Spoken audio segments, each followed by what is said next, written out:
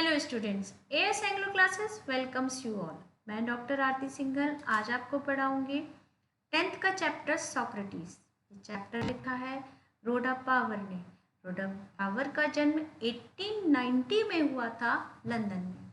एक English writer है, children's writer है। इन्होंने लिखा है सॉक्रेटिस के बारे में। देखिए, ये है रोडा पावर और ये है सॉक्रेटिस। सॉक्रेटिस को हिंदी में कहते हैं सुकरात। लेसन की शुरुआत करते हैं। देखिए, फर्स्ट पैराग्राफ में Socrates lived in Athens about 400 years before Jesus Christ was born. Socrates Athens में रहते थे 400 साल पहले। जीसस क्राइस्ट जब बॉर्न हुए उससे भी 400 साल पहले रहते थे। जब वो छोटे थे, देखने में बेहद क्रूप थे, अंडरसाइज माने नाटे थे, उनकी चपटी नाक थी और बल्जिंग आइज, उभरी हुई आंखें थी। उनके पिता एक स्टोन कटर थे, पुअर स्टोन कटर थे, यानी गरीब थे और पत्थर तोड़ने वाले थे, और इसलिए वो हमेशा शेबिली माने गंदे कपड़े पहना करते थे। पैराग्राफ 2 में है कि दूसरे बच्चों की तरह वो भी स्कूल में पढ़ने गए, और जहाँ उनके सबसे पसंदीदा लेसन म्यूजिक और जिम्नास्टिक यानी संगीत और व्यायाम थे। उन्होंने साइंस और मैथमेटिक्स को भी पढ़ा, थोड़ा सा तारों के बारे में पढ़ा, हिस्ट्री और ज्योग्राफी के बारे में भी पढ़ा, पर उतना नहीं जितना कि आजकल के बच्चे पढ़ते हैं। कहते हैं ये छोटी गर्दन वाले, सपाट चेहरे वाले, बड़े ही थॉटफुल यानी बहुत ही विचारशील बालक था। कहते हैं अपने कंपेनियंस को, अपने साथियों को बहुत गौर से देखा करते थे। बहुत कम चीज़ें उनकी नज़र से, निगाह से चूकती थी। ये देखिए, देखने में इस तरह लगते थे।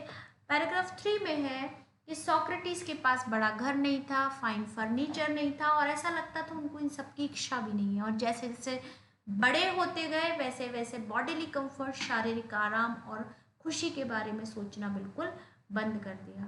उन्होंने अपना सारा ध्यान केवल इस चीज़ में लगाया कि क्या नोबल है यानी महान है, ऑनरेबल है, सम्मानजनक है, एंड जस्ट और न्यायपूर्ण है।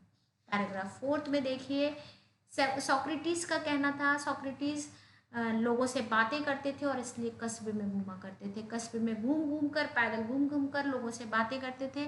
एथेंस के निवासी, एथेनियंस माने एथेंस के रहने वाले, उनको देख कर कहते थे कि चलो ये सॉक्रेटिस है, आओ मित्रों इनसे बातें करें। कई बार उनसे बात करके लोग कंफ्यूज हो जाते थे, लोग उनसे बात करके चक्कर में पड़ जाते थे, परेशान हो जाते थे कि ये जो कह रहे हैं वाकई वो कितना सही है। और इस तरह धीरे धीरे वो एक टीचर की तरह, एक अध्यापक की तरह, एक शिक्षक की तरह मशहूर हो गए, प्रसिद्ध हो गए। उन लोगों से कहते थे उस बात पर विश्वास करो जिसे आपको लगता है कि जो सही है, न्यायपूर्ण है, सत्य है और सुंदर है, और उसी तरह अपने आचरण को, अपने व्यवहार को शेप करो, उसी तरह आचरण करो। देखिए, पैराग्राफ ये इस तरह बातें किया करते थे। पैराग्राफ 5 में देखिए, वो चाहते थे कि एथेंस एक परफेक्ट राज्य बने, एक संपूर्ण राज्य बने, और इसके लिए वो अपने शिष्यों को, अपने अनुसरण करने वाले फॉलोअर्स को और सभी को कहा करते थे कि प्रत्येक व्यक्ति को, प्रत्येक सिटीजन, हर नागरिक को अपने माइंड को, अपने मस्तिष्क को शिक्षित करना पड़ेगा ये समझने के लिए कि क्या सही है। देखिए, पैराग्राफ 6 में वो कहते हैं कि जैसे ही जब सॉक्रेटिस और बूढ़े हो गए, उनकी प्रसिद्धि दूर दूर तक फैल गई। अमीरों ने, जो धनी लोग थे, उन्होंने अपने दरवाजे उनके लिए खोल दिए। लोग उनको अपना गेस्ट बनाने में, अपना मेहमान बनाने में फ़क्र महसूस किया करते थे। उनके साथ एक स्पेशल, एक विशेष समूह चलता था उनके शिष्यों का, जहाँ भी वो जाते थे उनके साथ जाता था। उन्हीं में एक प्लेटो नाम का युवक था जो अपने गुरु के हर शब्द को पूरी तरह याद कर लेता था। वो खुद भी आगे सॉक्रेटिस यानी सुकरात की तरह ही मशहूर हुआ, प्रसिद्ध हुआ।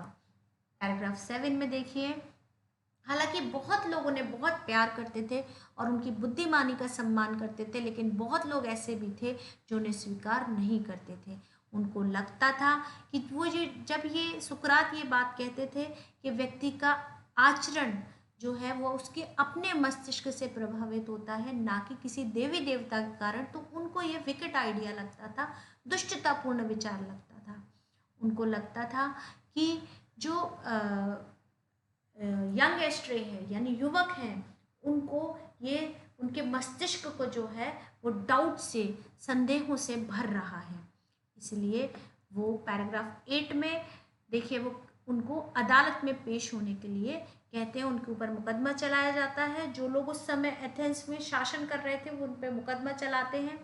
उनके फ्रेंड्स जो है वो कहते हैं कि तुम यहाँ से भाग जाओ या थोड़ी देर के लिए, थोड़े दिनों के लिए छुप जाओ कहीं, लेकिन सोक्रेटिस वॉज नो कावर्ड, वो कायर नहीं थे। वो जानते थे कि उन्होंने कुछ भी गलत नहीं किया है, केवल वही कहा है जिस पर वो विश्वास करते हैं। और वो किस बात पे विश्वास करते थे कि अपने हमेशा उस बात पे उस बात को करो जो तुम्हें लगता है सही है, न्यायपूर्ण है और सम्मानजनक है।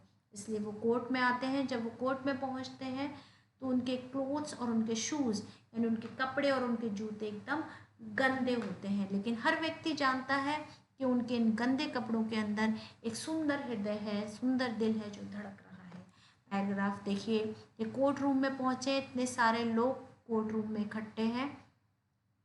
पैराग्राफ 9 में वो एक बहुत ही पावरफुल और डिग्निफाइड स्पीच देते हैं अपने लोगों से, एथेंस के लोगों से कहते हैं कि मेरे जीवन के बचे हुए लास्ट के कुछ साल लेकर कुछ नहीं होगा, आप ले लो मेरे जीवन के साल ले लीजिए, लेकिन मैं ऐसे हजारों मौत मरने के लिए तैयार हूँ जिस बात पे मैं ये जानता हूँ, विश्वास करता हूँ जो सही है। अपनी सही बात के लिए मैं ऐसी हजारों मौत मरने के लिए तैयार हूँ। पैराग्राफ 10 में देखिए, जजेस उनको बहुत अच्छी तरह सुनते हैं, उनसे तरह तरह के प्रश्न पूछते हैं और बाद में उनको मौत की सजा सुनाते हैं। ओल्ड मैन, कोई भी, वो बूढ़ा आदमी यानी सुकरात, कोई भी कंप्लेन नहीं करता, अपनी स्टिक पर, अपनी छड़ी पर झुके हुए कोर्ट रूम को चारों तरफ से देखता और कहते हैं कि no evil can happen to a good man, अच्छे व्यक्ति के साथ कुछ भी बुरा नहीं हो सकता। He told them either in life और after death, so be of good cheer, I have to go, the hour of my departure has arrived and we go our ways, I to die and you to live। वो कहते हैं कि मेरे जाने का समय आ गया है, क्योंकि अच्छे व्यक्ति के साथ कुछ भी बुरा नहीं होता, ना तो जीते जी बुरा होता है, ना मरने के बाद होता है। इसलिए खुश रहो, मेरा जाने का समय आ गया है, मुझे मरना है और तुम्हें जीवित रहना है। देखिए ये पावरफुल स्पीच दे रहे हैं। पैराग्राफ 11 में देखिए, वो कहते हैं कि सिपाही आते हैं, उनको प्रिजन, उनको जेल में ले जाते हैं, उनकी वाइफ, उनके 3 बच्चे और उनके जो शिष्य हैं वो उनको फॉलो करते हैं, उनके पीछे पीछे चलते हैं और जो भी वो कहते हैं उनको वो अपने हृदय में सुरक्षित रख लेते हैं। प्लेटो एक जगह लिखते हैं कि he was like a father of whom we were being bereaved and we were about to pass the rest of our lives as orphans। प्लेटो कहते हैं वो हमारे पिता की तरह हमें लग रहे थे और ऐसा लग रहा था हमारे पिता से हमें वंचित किया जा रहा है और हमें अपने बचे हुए साल अनाथों की तरह गुजारने पड़ेंगे। पैराग्राफ 12 में ये होता है, जब सनसेट हो जाता है यानी शाम हो जाती है, जेलर आता है और सोक्रेटिस से कहता है मौत के लिए तैयार हो जाओ। एथेंस में ये रिवाज है कि जब आदमी को कंडेम टू डाई यानी मौत की सजा सुनाई जाती है तो उसे कप ऑफ पॉइजन, जहर का प्याला दिया जाता है। सोक्रेटिस सर हिलाता है कि ठीक है मैं तैयार हूँ। जो जेलर है वो कहता है कि आज तक यहाँ जितने भी लोग आए हैं उनमें मुझे पता है आप सबसे नोबलेस्ट, सबसे महान और सबसे सज्जन और सबसे अच्छे हैं, लेकिन इसके लिए मैं नहीं, दूसरे जिम्मेदार हैं। इसलिए और वो इस प्रकार कहते हुए वो ज़ोर से रोने लगता है और पॉइजन, जहर का प्याला लेकर लौटता है। देखिए जहर का प्याला देते समय ये जो जेलर है ये रो रहा है, या उनके सारे शिष्य हैं ये बैठे हुए हैं। देखिए, may the gods prosper my journey from this to the other world, said Socrates and lifted the cup to his lips. सुकरात कहते हैं कि भगवान मेरी इस लोक से दूसरे लोक तक की यात्रा को प्रॉस्पर करे, और जैसे ही कप उठाते हैं, जहर का प्याला अपने होठों से लगाते हैं, अचानक ही एक सुबकी होती है और सारा कोर्ट रूम जो है, जो सारा रूम जो है वो फिल्ड विद वीपिंग साउंड, रोने की आवाज़ से भर जाता है। और फिर सुकरात रुकते हैं। देखिए पैराग्राफ 14 में सुकरात रुकते हैं अपने अनफिनिश्ड कप के साथ, पूरा प्याला उन्होंने जहर का नहीं पिया है, और कहते हैं ये किस तरह की आवाज़ आ रही है, मैंने सुना है कि व्यक्ति को शांति में मरना चाहिए। यू मस्ट नॉट क्राई, तुम्हें रोना नहीं चाहिए। Be silent and have patience, शांत रहो और धैर्य रखो। और चारों तरफ देखते हैं और कुछ याद करते हुए कहते हैं, क्रीटो, मैंने मैंने एक कॉक उधार लिया था एस्किलेपियस से, क्या तुम उसका कर्जा चुका दोगे? क्रीटो कहता है, चुका दिया जाएगा। वो उत्तर की प्रतीक्षा करता है लेकिन कोई उत्तर नहीं मिलता क्योंकि महान सोक्रेटिस मर चुका था। यहाँ लेसन खत्म हो जाता है, लेसन समाप्त हो जाता है। ये सुकरात की स्टोरी है, कैसे सुकरात बचपन में थे, उसके बाद कैसे वो एक महान अध्यापक बने, टीचर बने, प्रसिद्ध हुए, और कैसे उनकी डेथ हुई। उम्मीद है ये लेसन आपको पसंद आया होगा। पसंद आया हो तो लाइक कीजिए, अपने फ्रेंड्स के साथ शेयर कीजिए और चैनल को सब्सक्राइब कीजिए ताकि आपको और भी चैप्टर्स मिलते रहें। Thank you so much, have a nice day.